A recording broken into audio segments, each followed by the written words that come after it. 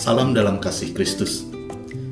Saudara-saudara yang dikasihi dan mengasihi Allah, berdasarkan Undang-Undang Nomor 8 Tahun 2016 tentang penyandang disabilitas, terdapat 5 kategori disabilitas, yakni fisik, intelektual, mental, sensorik, dan ganda atau multi.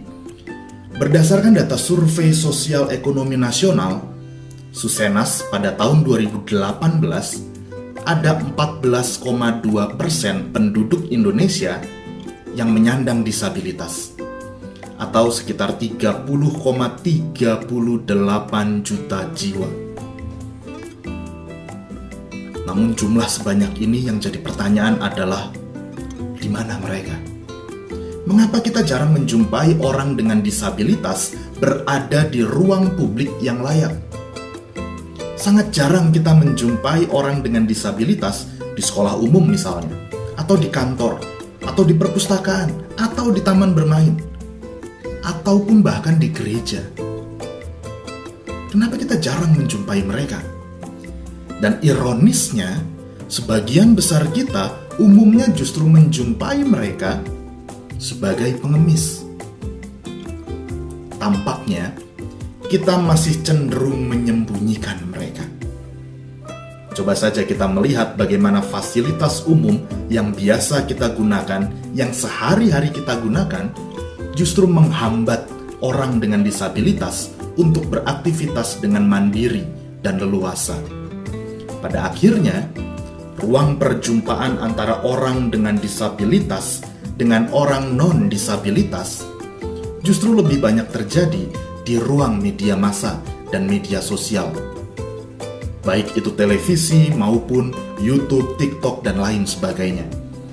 Nah, dampaknya adalah muncul stereotip-stereotip yang cukup mengganggu.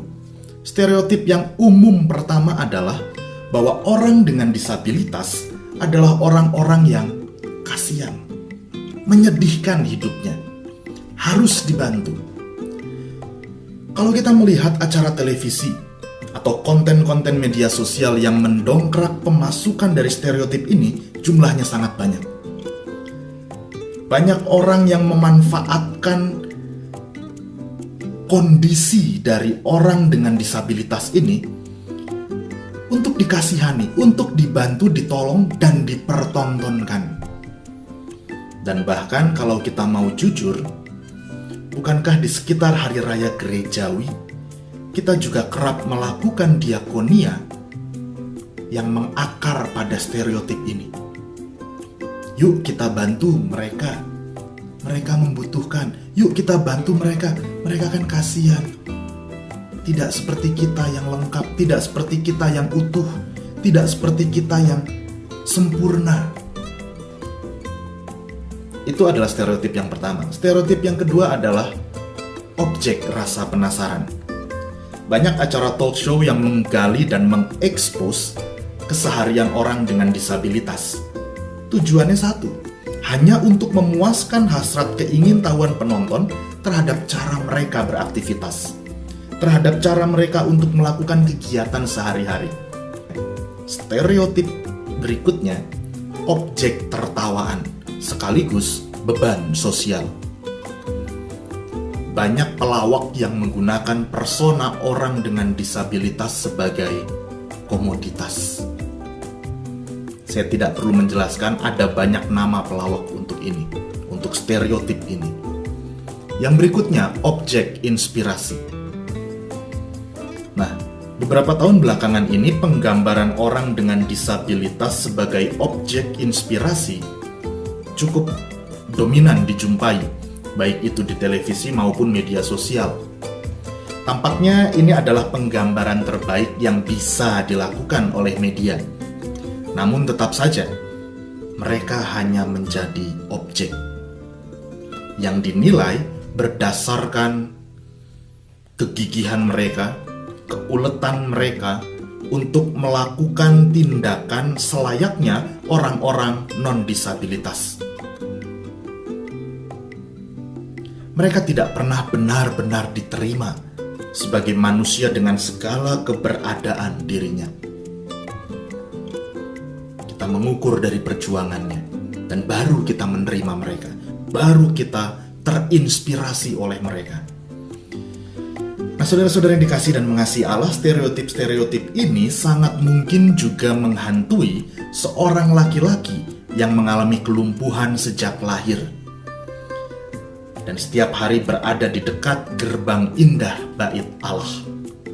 Kisah Para Rasul pasal 3 ayat 1-10. Pada suatu hari menjelang waktu sembahyang, yaitu pukul 3 petang, naiklah Petrus dan Yohanes ke bait Allah. Di situ ada seorang laki-laki yang lumpuh sejak lahirnya, sehingga ia harus diusung. Tiap-tiap hari orang itu diletakkan dekat pintu gerbang bait Allah, yang bernama Gerbang Indah, untuk meminta sedekah kepada orang yang masuk ke dalam bait Allah. Ketika orang itu melihat bahwa Petrus dan Yohanes hendak masuk ke bait Allah, ia meminta sedekah. Mereka menatap dia dan Petrus berkata, "Lihatlah kepada kami." Lalu orang itu menatap mereka dengan harapan akan mendapat sesuatu dari mereka.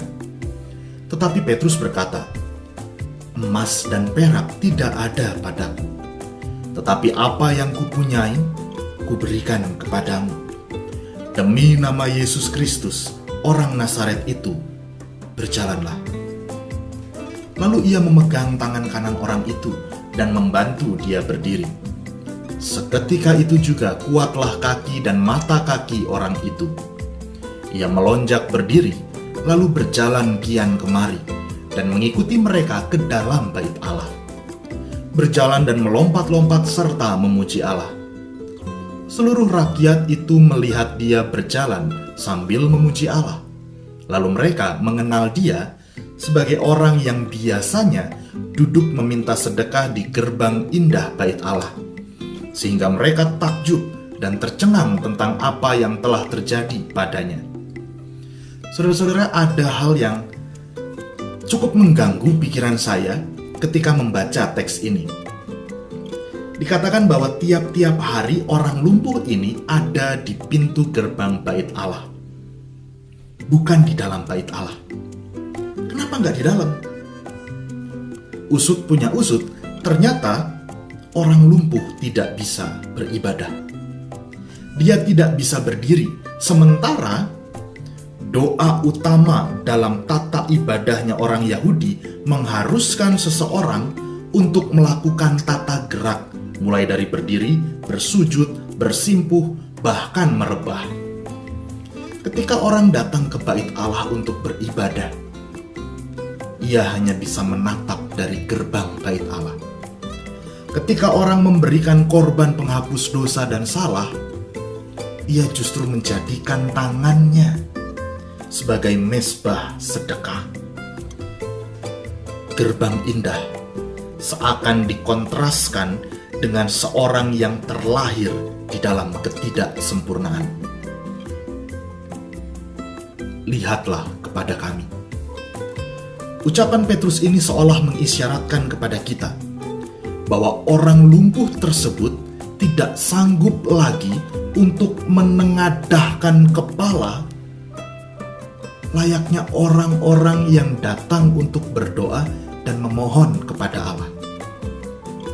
Ketika orang-orang datang ke bait Allah untuk menyerukan harapan kepada Allah, orang lumpuh ini justru hanya sanggup berharap kepada para pendoa yang datang dan lalu lalang. Tidak mungkin harapannya didengar. Berdoa saja ia tidak bisa karena kelumpuhan yang dialami sepanjang hidupnya. Tetapi Petrus berkata, "Emas dan perak tidak ada padaku, tetapi apa yang kupunyai kuberikan kepadamu.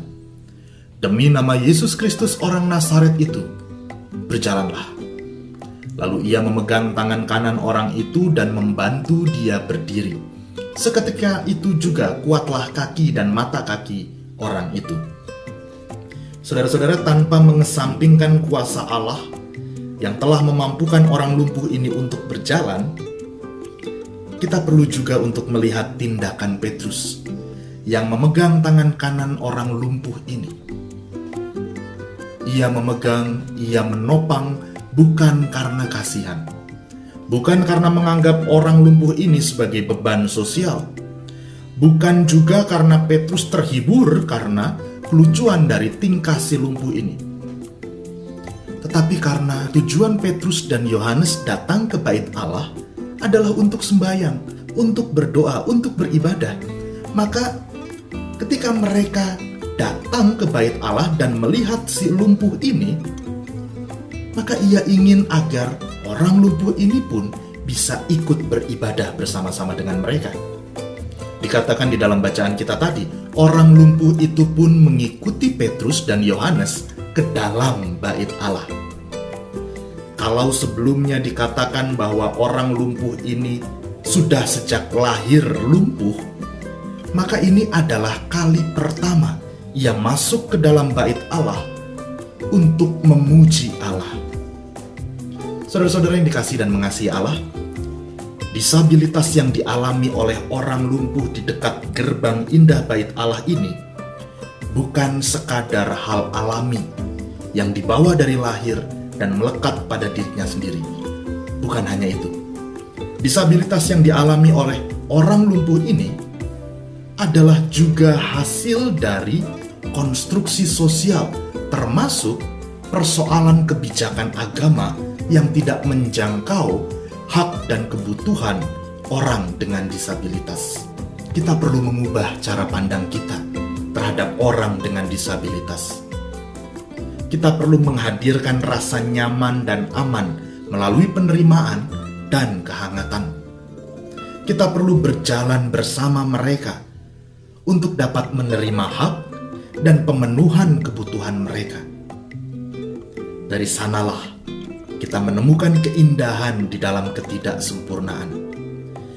Dari sanalah kita melihat wajah Allah, Sang Pencipta, yang tercermin di wajah sesama ciptaan yang begitu beragam, termasuk di dalam diri mereka, orang-orang dengan disabilitas.